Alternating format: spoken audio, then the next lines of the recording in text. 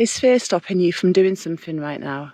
Well, this could completely change the way you think about fear and the way you look at it. Most fear isn't exactly danger, and today I want to explain what fear actually is in the body, why it feels so intense, and how we can train the brain to respond differently to fear. Because here's something most people don't realise: fear is very close to excitement, and the body actually responds in exactly the same way. So I'm out again on my walk today, and I want to talk to you about fear because it keeps showing up regularly to a lot of people I talk to and myself. We're actually born with two fears, and they label them rational fears. We're born with the fear of loud noises and the fear of falling. Everything else is learned behaviour, and they actually label them irrational fears. One person will fear one thing and the other person won't. Like bungee jumping, that's something I definitely fear, but people still do it. That's because there is a fine line between excitement and fear. One person finds it really exciting, the other cannot stand the thought of it. Yeah, and I don't like the way they label them irrational fears because it makes it sound like it's not real. And that's not what I'm saying. Fear is real. You have a real body physical response to it, and some people can have full-on panic attacks from things they fear. So it is real. There's lots of things people fear.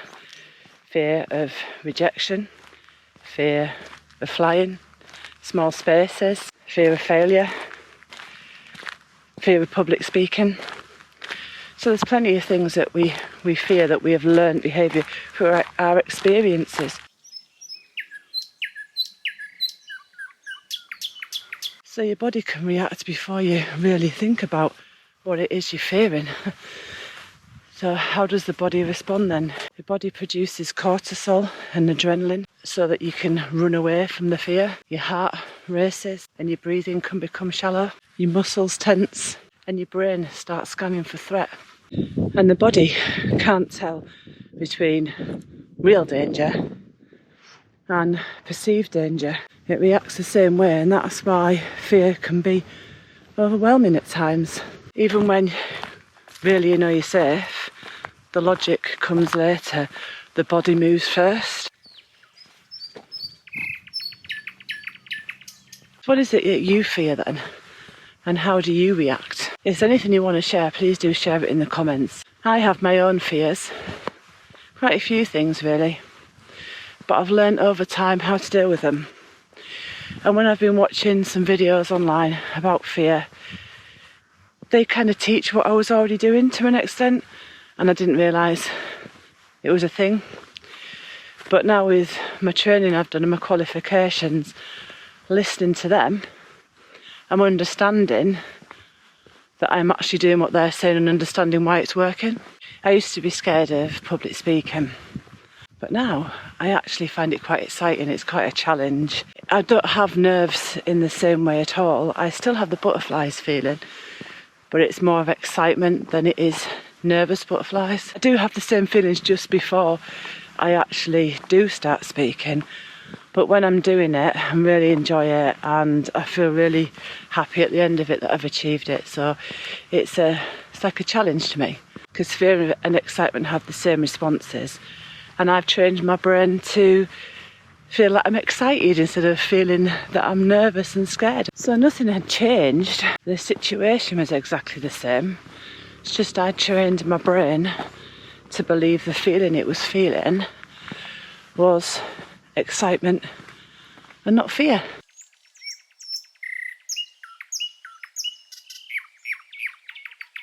So how do we deal with fear then when the time arises? One of the things that I use to help me control fear is state management, and it's something that I learned in NLP, neuro-linguistic programming, and how to control your state. Because if your body's going to react like that, then and you fear something and not excited over it, then you're going to go into a state of panic, potentially. So state management is a fantastic thing if you can master it. And one of the brilliant things I've learnt, and I found on a YouTube video, was 5, 4, 3, 2, 1, which I've explained in a previous video before. However, I couldn't remember who it was, and I was watching another video the other day and I realised now she's quite a big personality in America, Mel Robbins. So she was the one that is introduced 5, 4, 3, 2, 1 as a state management tool. It interrupts what you're thinking at the time, trains your brain to think of something else, and 5, 4, 3, 2, 1. Just the same as if people say count to 10. But the reason she likes 5, 4, 3, 2, 1 is it's quicker and you're counting down instead of counting up, because you could go on and on and on. Most people know counting down, it's supposed like a rocket, 3, 2, 1 blast off, isn't it? So when you get to the 1, that's when you're done. She uses 5, 4, 3, 2, 1, which I'm going to be using, have been using, and I'm going to be using from now on to help change your state, interrupt how you're feeling. It changes the pattern of your thoughts. And then you can anchor and reframe. So let me give you an example of reframing. So I've been doing this for a long time. Say if I've got a really long car journey and I don't know how the roads are going to be, and you might be worried about traffic, and sometimes your brain can think, oh, other traffic, car accidents, you know, it's on a fast motorway, things like that. So to stop that, I reframe and I visualise myself already where I'm heading. You know, even if it's just a family member's house, they're having a cup of tea at their house. So visualise myself pulling up, getting in, having a cup of tea. And with flying, there's a lot of people that are scared of flying, and it is a massive fear for many people. I would imagine that I'm already where I'm going again. So say if you're going somewhere hot on holiday, you can do it on the way back when you're leaving as well. Just picture yourself somewhere safe at home.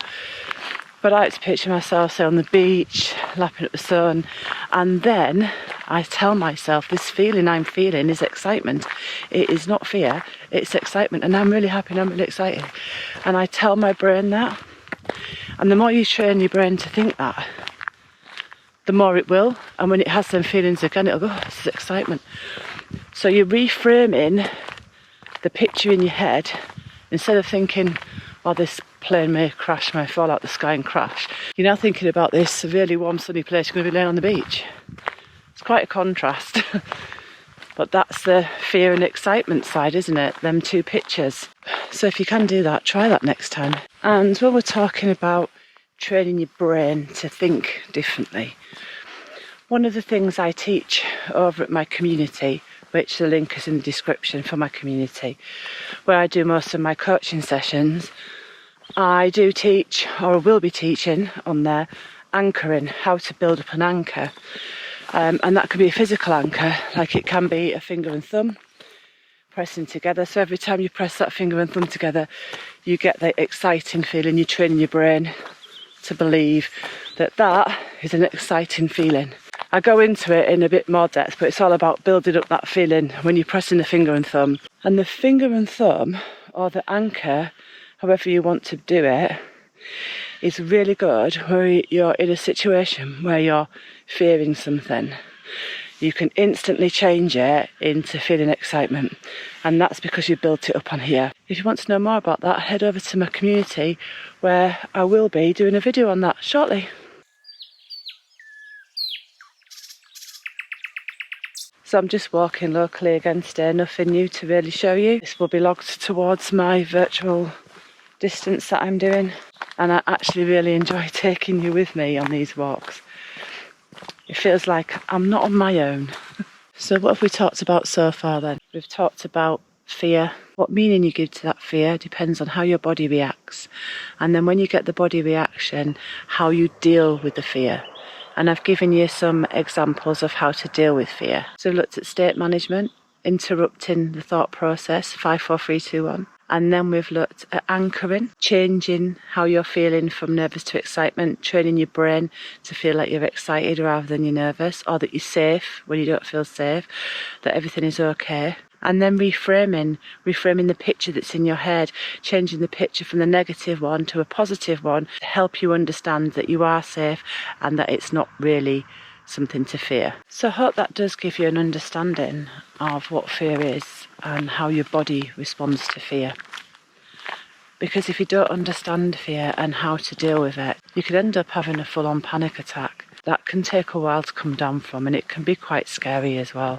It could actually make your world smaller if you don't understand fear and how to change your state management and anchor and reframe, because you could say no to lots of opportunities because you're worried or scared. For example, if you've got a fear of public speaking and there's a job opportunity where you have to do that maybe once a week, and you don't take that opportunity because you fear public speaking so much. But what would it be like for you if you do fear public speaking, if you knew you enjoyed it? If you think to yourself, well, if I could get over the fear, I know I would like to do it. I just don't want the fear with it, but I would actually like to stand up and talk to people. Some people don't anyway, so that's fair enough.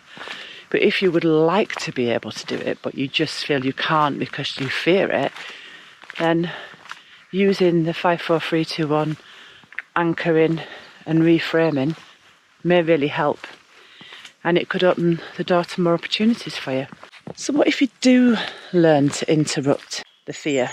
If you eventually trained your brain to change the fear into feeling safe or even excitement, what new doors would that open for you?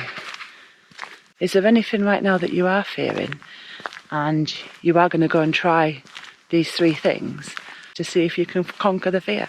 It'd be good to know if you do have anything like that you are going to now go and try. Because if you are, let me know in the comments, and I'd like to know how you get on as well.